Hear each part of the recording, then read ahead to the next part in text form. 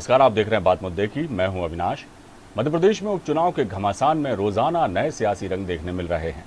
प्रचार के आखिरी दौर में कांग्रेस और बीजेपी दोनों ही एक दूसरे पर तीखे हमले बोलने का कोई मौका चूक नहीं रहे। पूर्व मुख्यमंत्री कमलनाथ का स्टार प्रचारक का दर्जा छिना तो कांग्रेस ने भी कई बीजेपी नेताओं के खिलाफ शिकायत दर्ज करा दी। बहरहाल, जैसा कि सब जानते हैं कि चुनाव साख का सवाल है दोनों ही राजनीतिक दलों के लिए। ऐसे में जिस तरह के हमले बोले जा रहे हैं, सवाल यही है क्या वो आने वाले समय में मध्य प्रदेश की राजनीति की दिशा और दशा तय करेंगे। सवाल कई हैं और यही है हमारा आज का विशेष उपचुनाव प्रचार और तकरार। इस पर हम चर्चा करेंगे अपने खास मेहमानों के साथ, लेकिन उसके पहले देखिए एक खास रिपोर्ट।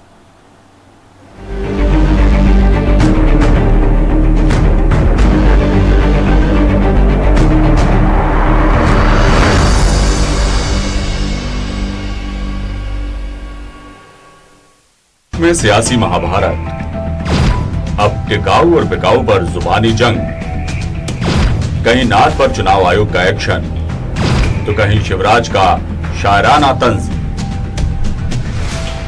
जी हां, मध्य प्रदेश उपचुनाव में आरोप प्रत्यारोप का दौर जारी है। एक तरफ जहां चुनाव आयोग ने पूर्व सीएम कमलनाथ से स्टार प्रचारक का दर्जा छीना, तो अब नाथ ने कह दिया कौन रोकेगा मुझे। वहीं सीएम शिवराज ने कांग्रेस पर निशाना साधा।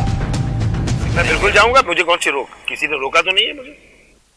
ऐसे लोगों के नाम दिए हैं जिनके खिलाफ कोर्ट का वारंट है, कोर्ट का, और खुलेआम वो गुंडागर्दी कर रहे हैं, कांग्रेसियों की गाड़ी तोड़ रहे हैं, कांग्रेसियों के घर में घुस के उनकी मारपीट की जा रही है। उसके खिलाफ पुलिस मौन है। हताशा और निराशा का प्रतीक है, लेकिन उनका अहंकार नहीं जा रहा। उनकी नजरों में बाकी सब गलत है। उनकी नजरों में उनके नेता राहुल गांधी भी गलत है, उन्हें कोई समझा देता है। उनकी नजरों में चुनाव आयोग गलत है। मामले पर कांग्रेस चुनाव आयोग के खिलाफ सुप्रीम कोर्ट जाने की तैयारी कर रही है। वहीं कांग्रेस ने मुख्यमंत्री शिवराज सिंह चौहान समेत भाजपा के 9 प्रमुख प्रचारकों के खिलाफ मोर्चा खोल दिया है। कांग्रेस ने चुनाव आयोग से शिकायत करते हुए पार्टी से कहा है कि भाजपा के ये नेता खुलेआम आचार संहिता का उल्लंघन कर रहे हैं। उधर पूर्व मंत्री उमंग सिंघार ने सिंधिया पर आरोप लगाए हैं। इस प्रकार से सरकार गिराने की साजिश की, जिस प्रकार सिंधिया जी ने सबको चार्टर प्लेन में ले गए, उस समय मेरी उनसे चर्चा हुई। उन्होंने मेरे से बात करी, बुलाया और स्पष्ट कहा कि भाई आप उमंग, आपको मेरी भाजपा से बात हो गई और आप कांग्रेस पे कोई भविष्य नहीं, आप आ जाइए, आपको 50 करोड़ की व्यवस्था करा देंगे और मंत्री पद आपको दे देंगे। लेकिन मैं आपसे यही उनको कहा है कि मैंने क्या महाराज, मैंने क्या सिद्धांतों की लड़ाई लड़ता है, जमुना देवी जी के उस परिवार से हूँ। आपके रास्ते अलग है, मेरे रास्ते अलग है, मैं अपने सिद्धांत नहीं छोड़ सकता। उपचुनाव सत्ता का फाइनल माना जा रहा है और दोनों ही दल सत्ता के लिए कोई भी कोर कसर नहीं छोड़ना चाहते। तो चलिए देखते हैं क्या है उस उपचुनाव के मुद्दे। उपचुनाव में ये बने हैं मुद्दे: बिजली की दरों में वृद्धि, किसान कर्ज माफी, डीजल पेट्रोल के बढ़ते दाम, कोरोना काल में मजदूरों की स्थिति, मजदूरों से पार्टियों का व्यवहार, पार्टी नेताओं का बड़बोलापन, टिकाऊ और बिकाऊ पर सियासत। ये उपचुनाव सूबे की बागडोर का फैसला करेगा। 28 सीटों पर होने जा रहे उपचुनाव विधानसभा की राह तय करेंगे। हालांकि बीजेपी बहुमत के लिहाज से सत्ता के काफी करीब है, तो कांग्रेस की निगाहें 28 सीटों के साथ ही निर्दलीय और सपा बसपा पर भी टिकी हैं। अब देखना होगा 10 नवंबर के नतीजे किसको सूबे की सरकार देते हैं। News world desk.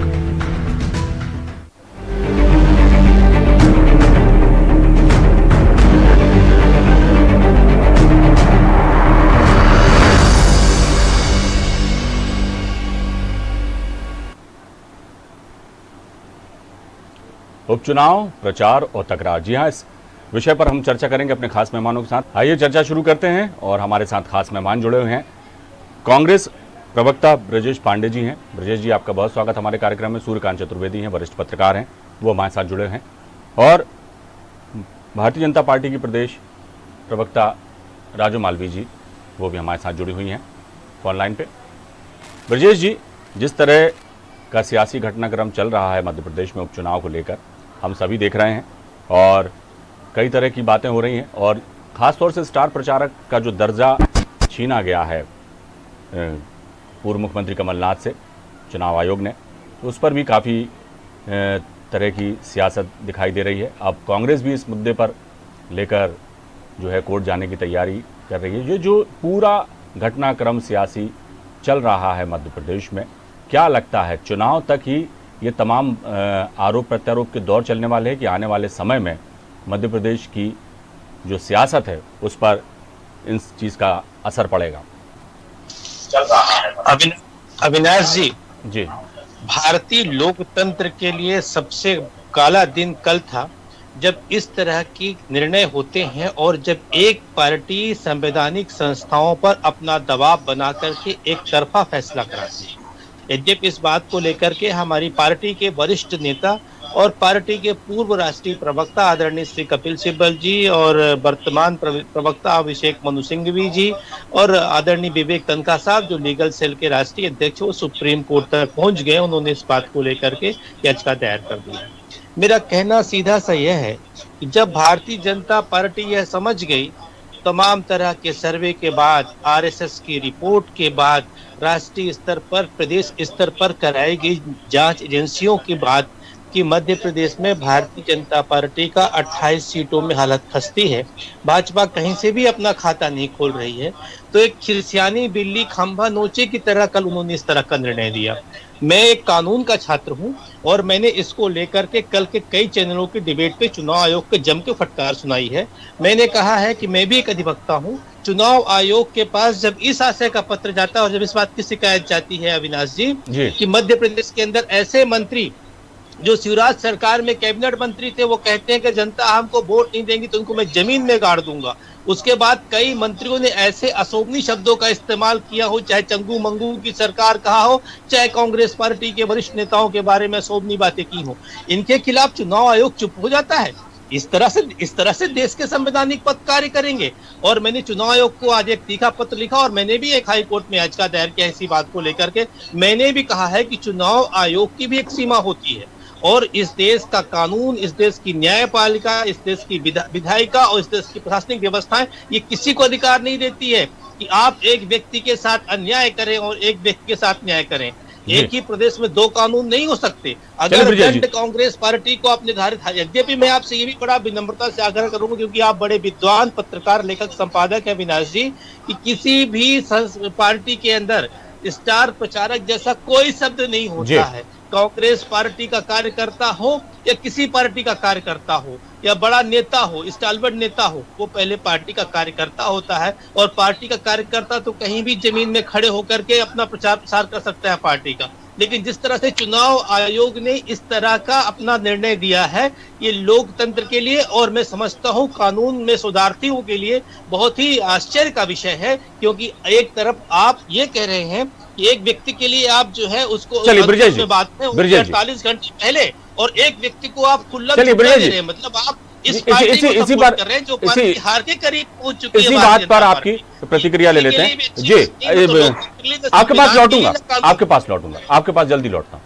Raju ji, जिस तरह के आरोप लगाए जा रहे हैं, कहा यह भी जा रहा है कि ये सब कुछ भारतीय जनता पार्टी का षड्यंत्र है और जो है चुनाव आयोग ने भी जो जिस तरह के आरोप लगाए जा रहे हैं कि सरकार के दबाव में ये फैसला लिया है और अभी ब्रजेश पांडे जी भी कह रहे थे और अब कोर्ट जाने की तैयारी भी कर रहे हैं।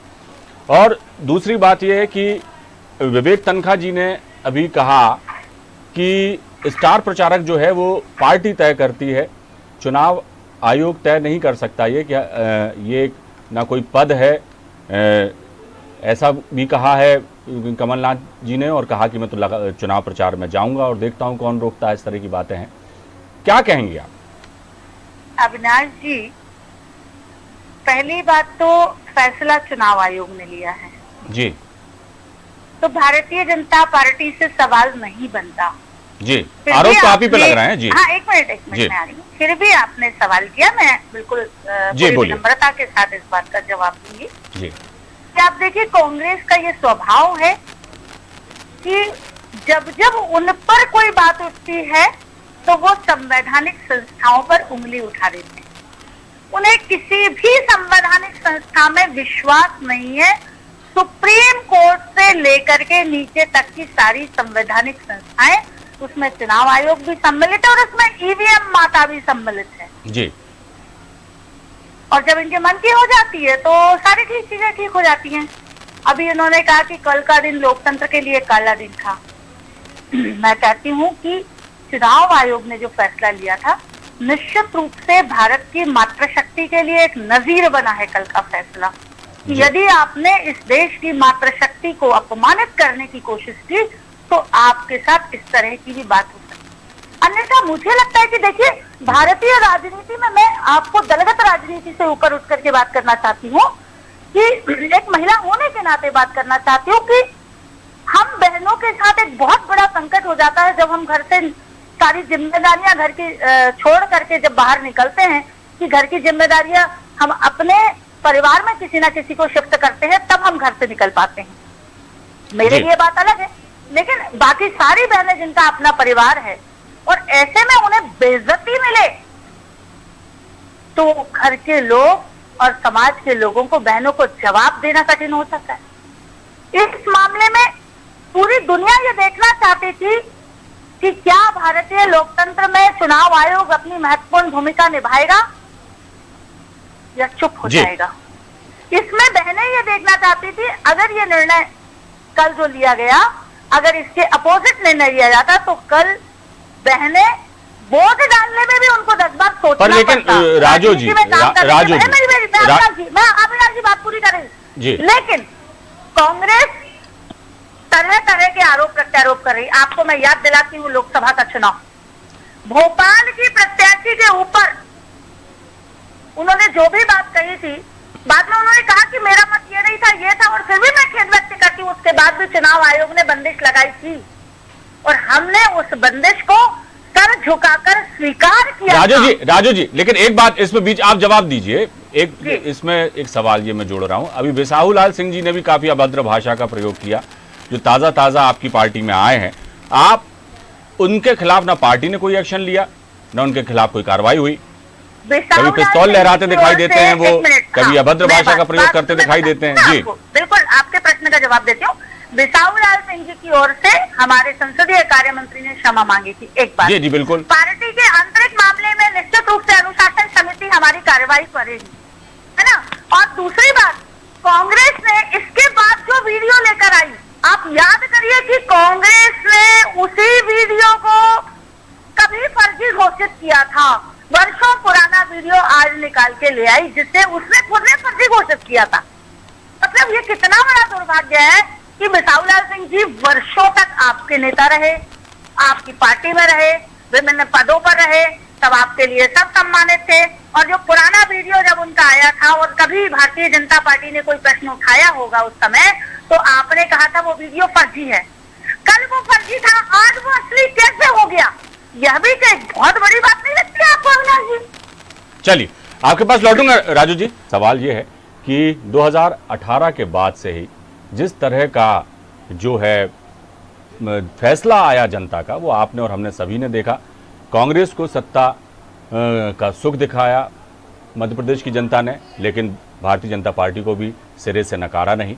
और वही जो अंक गणित था वही वजह बना और कई तरह की टूट फूट हुई। और हम सब जानते हैं कि किस तरह से सरकार गिरी और फिर भारतीय जनता पार्टी की सरकार बनी। अभी भी वही उपचुनाव के दौर में भी एक दूसरे पर तीखे हमले बोले जा रहे हैं। आने वाले समय में क्या लगता है ब्रजेश जी कि मध्य प्रदेश की सियासत क्या रुख लेने वाली है? और जिस तरह के तीखे हमले एक दूसरे पर बोले जा रहे हैं और वार किए जा रहे हैं, उसको देखकर क्या लगता है कि विचारधारा और विकास की बात कहीं पीछे चली गई है और एक दूसरे को किस तरह से हम शिकस्त दे सकें, ये ज़्यादा अहम हो गया है?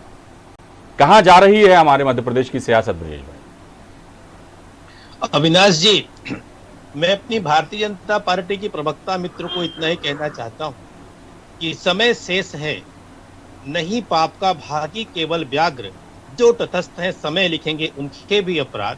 अरे ये तो कम से कम मत करिए कि आप संवैधानिक संस्थाओं पर अनावश्यक का दबाव बनाइए। आपने मेरा सवाल नहीं सुना शायद ब्रजेश जी। आप जी बिल्कुल मैंने सुना, मैं आ रहा हूँ उसी बिंदु पे आ रहा हूँ जी। मैं उसी बिंदु पे आ रहा हूँ। आज मुझे बताइए, आर्टिकल 19(1)(1)(a) को लेकर के जब बहस चली पूरी देश के अंदर, तो भारतीय जनता पार्टी के नेता स्वर्गीय अरुण जेटली जी और उस समय अरुण शौरी जी ने इस बात को लेकर के सुप्रीम कोर्ट गए। आज हमारे पार्टी के 2 लॉयर आदरणीय तनखा जी ने, कपिल सिब्बल जी ने सुप्रीम कोर्ट का दरवाजा खटखटाया है और कहा है कि ये तय होना चाहिए कि चुनाव आयोग के पास क्या गाइडलाइन है, चुनाव आयोग की कितनी परिधि है, कितनी पैरामीटर से कहां तक वो निर्णय कर सकता है। और दूसरी बात ये कि कहीं न कहीं गाइडलाइन तय होना चाहिए। और ये आप मान के चलिए कि अगर आचार संहिता के उल्लंघन का मामला श्री कमलनाथ जी पर बनता है, पूर्व मुख्यमंत्री और प्रदेश कांग्रेस अध्यक्ष के ऊपर, तो आचार संहिता के उल्लंघन का मामला श्री शिवराज सिंह चौहान के ऊपर भी बनता है। महत्वपूर्ण बात यह है कि अनुच्छेद 1 और 2 के तहत ही कार्रवाई की जानी चाहिए। मैं सीधा सा आपके सवाल पे आ रहा हूं कि अगर 307 के केस में ब्रजेश जी मुद्दे पर आइए, जल्दी हमें प्रतिक्रिया भी लेना अपने और मेहमानों की। जी, दूसरी महत्वपूर्ण बात यह अविनाश जी, मैं आपको यह आश्वस्त करना चाह रहा हूं इस मध्य प्रदेश के प्रमुख न्यूज चैनल के माध्यम से कि मध्य प्रदेश के अंदर चूंकि भारतीय जनता पार्टी को अच्छी तरीके से पता चल चुका है, क्योंकि इनके जिस तरह से विशाल सिंह, प्रद्युम्न सिंह, ब्रजेश जी हमारे पास वक्त थोड़ा सा बहुत कम है, इसलिए हम बहुत लंबी बात नहीं कर पाएंगे। उसके बाद पता चला कि 28 सीटों में कहीं से भी खाता नहीं खुल रहे हैं, इसलिए भारतीय जनता जी, चलिए राजू जी, मध्य प्रदेश की सियासत किस दिशा में जा रही है? आपने भी देखा कि 2018 के चुनाव में जिस तरह से आप जनता का जो फैसला आया था उसमें भले ही बीजेपी को सिरे से नहीं नकारा, लेकिन एक मैसेज प्रदेश की जनता ने बीजेपी को देने की कोशिश की थी। उसके बाद दोबारा सत्ता में बीजेपी आ गई और किन कारणों से आई, कई तरह की बातें अब बीजेपी पर सवाल भी उठते हैं कि उन्होंने कांग्रेस विधायकों को तोड़ा। हालांकि आप लोगों का कहना है कि अंतर्कलह जो है उसकी वजह से ये सब चीजें हुई, लेकिन मध्य प्रदेश की सियासत में जो कुछ भी हो रहा है आने वाले समय में, क्या मैसेज आप प्रदेश की जनता को देना चाहेंगी अपनी पार्टी की तरफ से, और क्या लगता है कि ये जो मौजूदा राजनीति है वो प्रदेश के विकास की दिशा या दशा किस तरह से तय करने वाली है? अविनाश जी, प्रदेश की जनता ने तो भारतीय जनता पार्टी को कांग्रेस से अधिक वोट दिए थे, लेकिन हम सब जानते हैं कि संख्या के गणित में बैसाखियों पर जिस तरह से जोड़ तोड़ करके कांग्रेस ने सरकार बनाई थी, ठीक है, हम विपक्ष में बैठे थे और हम विपक्ष में काम कर रहे थे। आप अपने घर को नहीं संभाल पाए, आप अपने लोगों को नहीं संभाल पाए। राजू जी मुद्दे पे आ जाइए। ये मौजूदा राजनीति हमारे मध्य प्रदेश के उन्हें लिटरली अपमानित किया, और उसके बाद अगर कोई व्यक्ति आपको छोड़ के चला जाए तो आप हम पर दोष लगाएं, ये बात हमें समझ में नहीं आई। और इस तरह की जो चीजें हैं जो आपने 15 महीने में किया है, निश्चित रूप से वो सारी चीजों के जवाब आपको जनता को देने होंगे। जो हमने किया है निश्चित रूप से हमें भी जनता को जवाब देने होंगे। चलिए, हम तो विकास के मुद्दे पर ही चुनाव लड़ रहे थे, चलिए, लेकिन बहनों को अपमानित करके चुनाव की दिशा मोड़ने का काम किसने चलिए, आपने मेरा सवाल सुना, आपने मेरा सवाल सुना राजू जी, लेकिन आप फिर अपना ट्रैक आपने बदल दिया, आप वो बात कह ही नहीं रही है। मेरा ये कहना था कि मौजूदा राजनीति मध्य प्रदेश की आने वाली सूबे की सियासत के लिए या विकास के मुद्दे पर किस तरह से असर डालेगी, वो जवाब ना देकर वही बात वार और पलटवार की हो रही है। चलिए आगे भी हम चर्चा, अभी चुनाव चल ही रहे हैं, 3 तारीख को मतदान होना, उसके बाद 10 तारीख को मतगणना होगी। इस बीच कई मौके आएंगे जब हम आपसे चर्चा करेंगे। फिलहाल हमारी चर्चा का समय समाप्त हो चला है। हम सभी आप मेहमानों से आज्ञा चाहेंगे। आप सभी का धन्यवाद जो आपने इस चर्चा में हिस्सा लिया। उपचुनाव प्रचार और तकरार में फिलहाल इतना ही, दीजिए इजाजत, बने रहिए हमारे साथ। नमस्कार।